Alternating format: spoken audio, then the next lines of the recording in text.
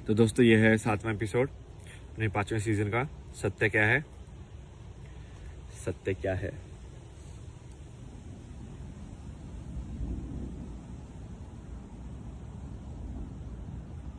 देखो सत्य क्या है, इसका जवाब तो एक्चुअली कोई नहीं दे सकता है, क्योंकि इसका जवाब शब्दों में हो ही नहीं सकता है। ये ऐसी चीज है ना जो शब्द में यदि आ गई होती ना आज तक, तो ये इसके फिर ये इसका मतलब इलोन मस्क के पास सबसे ज्यादा होती है, क्योंकि शब्द में जो चीज आ जाती है वो बिकाऊ हो जाती है। फिर एक कुछ न कुछ उसका कीमत लगी जाती है कभी ना कभी। शब्द के अंदर जो भी आपका रिश्ता आ जाता है, शब्द के अंदर जो भी आपकी पहचान आ जाती है, शब्द के अंदर जो भी आपकी क्वालिफिकेशंस आ जाती है, शब्द के अंदर जो आपकी सुंदरता आ जाती है, शब्द के अंदर जो आपका शांति आ जाती है, तो वो गई, फिर वो शांति नहीं है, बिकाऊ है। फिर तो बस कीमत है, कितनी कीमत लगाओगे तुम।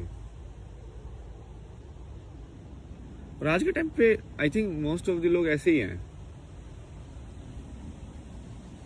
लाइक लड़कियां भी आई थिंक जब लड़का ढूंढती होंगी तो वो यही ढूंढते होंगे कि पैसे वाला होना चाहिए। तो उनको भी मतलब नहीं है, उनको भी सिर्फ पैसे से मतलब है। मतलब खरीदा जा सकता है उनको ना, समझ रहे हो कि अब एक इंसान इस लाइक वो पैसे से कमा लिया है, तो अब उसको बहुत ऐसी सुंदर वैसे वाली लड़की मिल जाएगी, क्योंकि वो उसको खरीद लेगा, उसके पास पैसा है। तो इनडायरेक्टली वो अपनी सच से, अपने आप से थोड़ी ना वो शादी कर रही है। वो लड़की उसके पैसे से शादी कर रही है और वो उसको खरीद रहा है। बेसिकली वो उसको ऑब्जेक्ट मानेगा पूरे टाइम। अब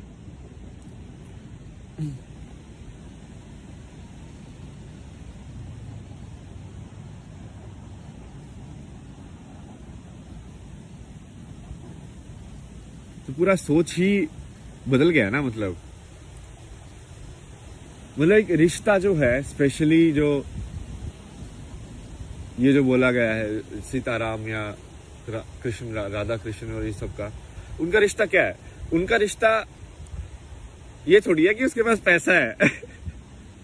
उनका रिश्ता ये थोड़ी है कि भाई वो उसको क्या, तुमको क्या मिल जाएगा, क्या सेफ्टी मिल जाएगी, तुमको घर चाहिए, तुमको शॉपिंग कराएगा कि नहीं कराएगा। यही है क्या? मतलब कब शॉपिंग करा दी भाई, क्या करा दिया भाई।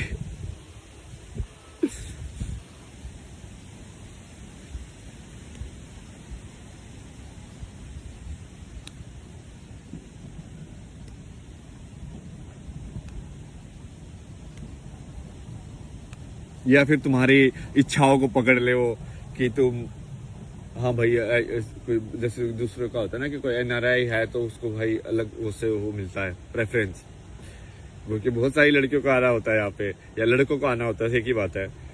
सो मान ली एनआरआई लड़की है तो मान ली लड़कों को आना होगा, तो वो लड़का भी अलग सही है भाई, बाहर देश में तो जाएंगे।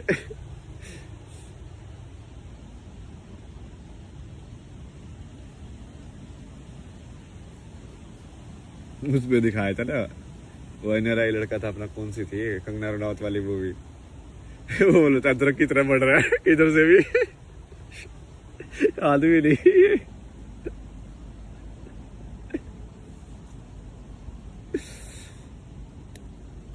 चलो सीरियस बातें करते हैं। आज आपको थोड़ा कुछ सिखाना है। तो एक टर्म होती है इंग्लिश के अंदर कि जनरेशनल पैटर्न्स, ठीक है।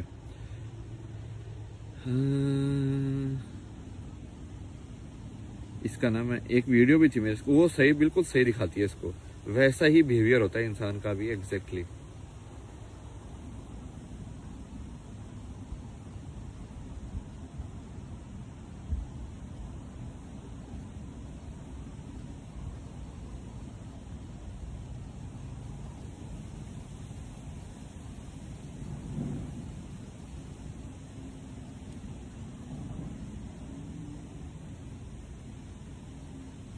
तो ना पहले ये देखो ये वाला, ठीक है।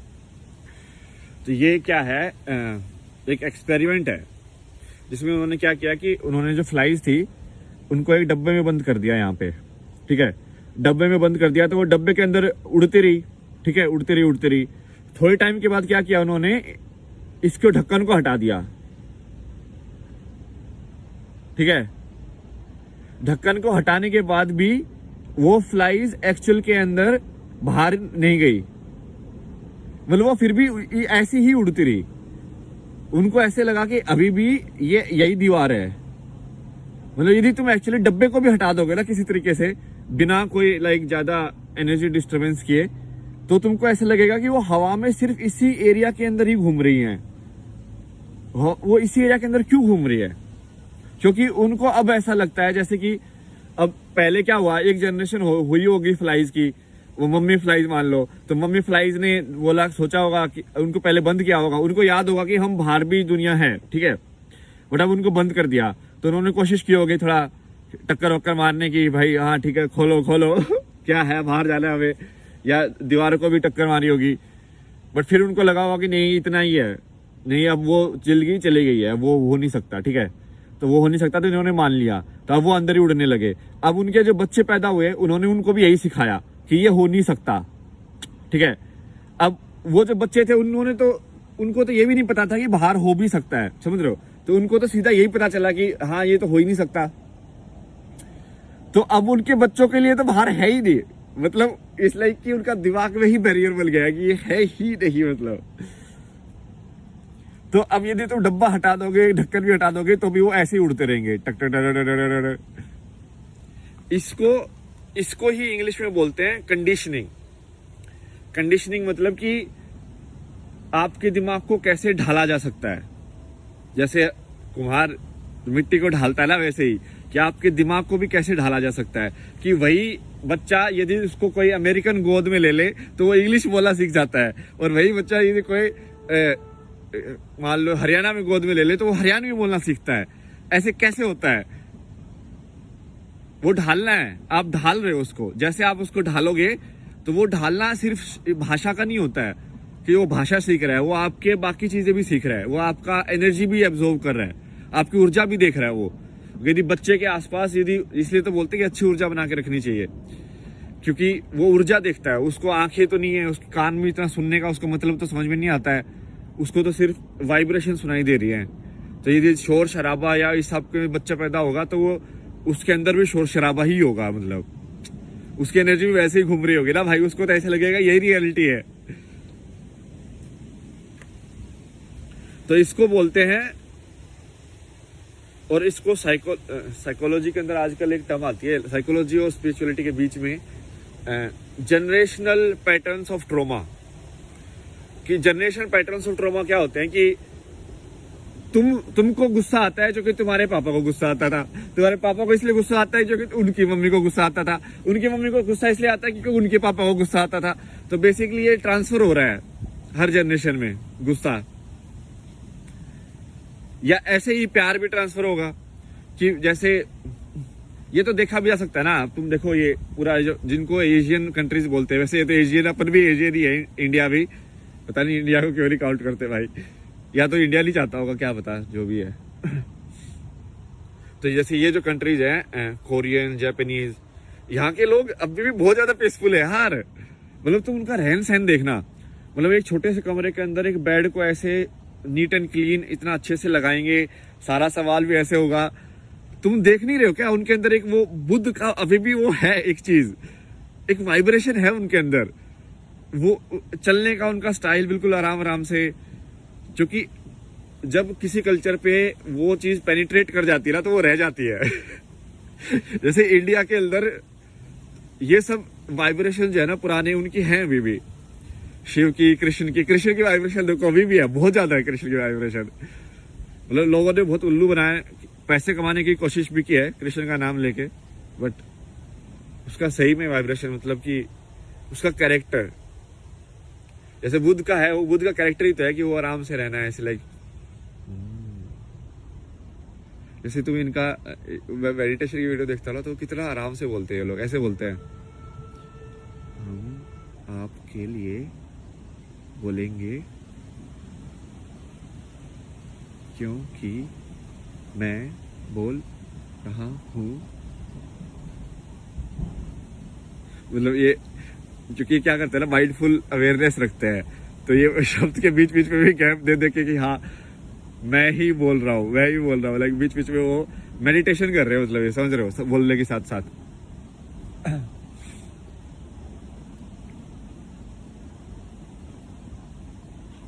इवन जैसे आप देखोगे ना कि जापान की एनिमे वगैरह या इनकी जो मूवीज भी हैं, स्टूडियो गिबली की जो मूवीज हैं या इस टाइप की, उसमें एक जादू वाला एलिमेंट है, अभी भी एक अच्छाई वाला एलिमेंट है, जो कि वैसी मूवी तुम कोई और दूसरा बना नहीं सकता। इतनी वार्म मतलब मूवी, इनकी मूवीज में यही खासियत है ना कि वो मतलब दिल को पूरा ऐसे वार्म कर देती है कि लाइक विलेन ज्यादा नहीं होते उनकी मूवीज में ना, मतलब इट्स लाइक आर्बिट कुछ बोल रहा होता है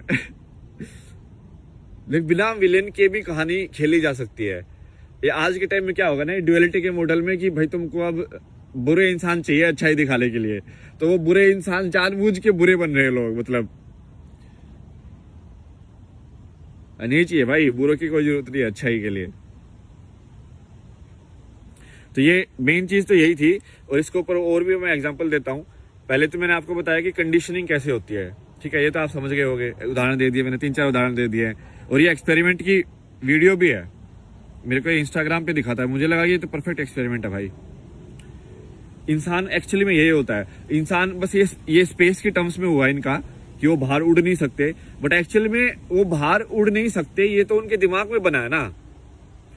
तो सही यही चीज होती है जब आपको किसी चीज का ज्यादा रिएक्शन हो रहा होता है, समझ रहे हो, कि कोई चीज आपके दिमाग से बाहर क्यों नहीं निकलती है, कोई थॉट या कोई विचार आपके दिमाग में अटक कैसे जाता है कि तुम आप सोचना नहीं चाहते बट फिर भी नहीं सोच पा रहे हो उसको, नींद भी नहीं आ रही आपको उसके चक्कर में, आप सोचे ही जा रहे हो, सोचे ही जा रहे हो, सोचे ही जा रहे हो, सोचे ही जा रहे हो, क्या क्यों नहीं रुक रहा वो विचार आपका, क्यों कंट्रोल में नहीं है वो इसकी वजह से ही है, क्योंकि आप ये इनविजिबल बाउंड्री बना लिया आपने ना कि आप उसके बाहर तो उड़ ही नहीं सकते हो, तो वही होगा।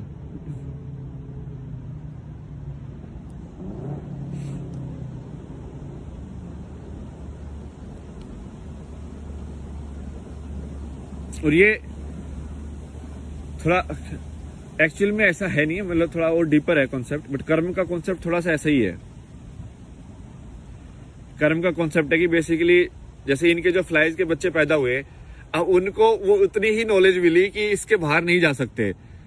अब सोचो कोई फ्लाई जो बाहर जाने की कोशिश कभी करेगा, हो सकता कोई पागल हो जाए फ्लाई, ठीक है कि ऐसे ही बाहर चला जाए, लाइक नहीं कोई उसको रोकेंगे उसके दोस्त लोग, लाइक भाई वहां मत जा भाई, भला किया है, वहां पे बाहर नहीं जा सकते, नहीं टक्कर मार के तेरा ही सिर फूटेगा। वो बोला कि नहीं मेरे को फर्क नहीं पड़ता, और वो कोशिश कर लेता है, ठीक है, इनमें से एक मक्खी कोशिश कर लेती है कि भाई मैं तुक्का मार के देख लेता हूँ, और क्या पता वो बाहर चला जाए, तो दूसरे वाले क्या सोचेंगे, वो भैंस की टांगे तो गायब हो गया मतलब तुम फ्लाइज के पर्सपेक्टिव से देखो, ऐसे ही ना जिंदगी को यदि दूसरे के पर्सपेक्टिव से देखना सीखोगे ना, तब आपके अंदर ह्यूमिलिटी भी आएगी और समझ भी आएगी। जैसे कल है ना, मैं एक बड़ा सा कुत्ता था ना, जो एक वीडियो में भी आया था, लाइक जो पहाड़ी कुत्ता होता है ना, अपने पहाड़ों में भी होता है, बहुत बड़ा सा, लाइक घना इतना मोटा फर होता है उसका, वो काला।